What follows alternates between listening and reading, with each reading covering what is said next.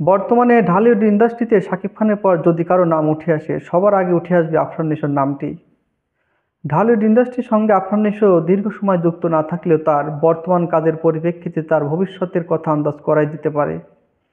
আফরান নিশোর মধ্যে এমন তিনটি গুণ রয়েছে যে গুণের কারণে তিনি চলচ্চিত্রে ভবিষ্যতে রাজত্ব করতে পারেন, হতে পারেন চলচ্চিত্রে ভবিষ্যতের রাজা। এমন কোন তিনটি কারণ, আসুন সেগুলো জেনে নেই।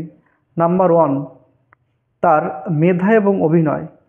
এই মেধা এবং অভিনয়ের সংমিশ্রণেই সে আজকে একজন ভালো অভিনেতা। তার কাজের মাধ্যমে বোঝা যায় তার কতটুকু মেধা সম্পন্ন ব্যক্তি তিনি, কতটুকু মেধা কাজে লাগিয়ে তিনি কাজ করেন। তার মেধা আর তার অভিনয় একত্রে মিলেই আজ আজ সে ভালো একজন অভিনেতা, এটা বলাই যেতে পারে। এজন্য তিনি আজকে অন্য উচ্চতে এসেছেন। নাম্বার টু, ডিরেক্টর এবং গল্প নির্বাচনের ক্ষেত্রে সতর্কতা।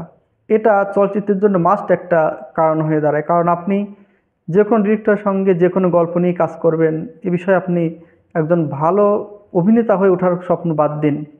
যেখানে খুব সতর্কতার সঙ্গে কাজ করছেন আফরান নিশো, তার ডিরেক্টর এবং গল্প নির্বাচনের ক্ষেত্রে বরাবরই সতর্কতা অবলম্বন করছেন। আমরা বিগত তার দুটি সিনেমা দেখে আমরা সেটা আন্দাজ করতে পারি। এক্ষেত্রে তার ভূমিকা অপরিসীম। লাস্ট যে কারণ সেটা কি, সেটা হলো তার সময় নিয়ে কাজ করা, অর্থাৎ একটা দীর্ঘ সময় নিয়ে গল্প বেছে বেছে কাজ করা। এই দীর্ঘ সময়টা অনেক নায়কই নিতে পারে না, অনেক নায়িকা নিতে পারে না, যার কারণে তাদের ক্যারিয়ারে খুব একটা বেশি ভালো পর্যায়ে না গিয়ে ধসে পড়ে। যাই হোক, এই দীর্ঘ সময় নিয়ে কাজ করার একটা অভিজ্ঞতা বেশ ভালোভাবেই প্রভাব পড়েছে আফরান নিশোর জীবনে।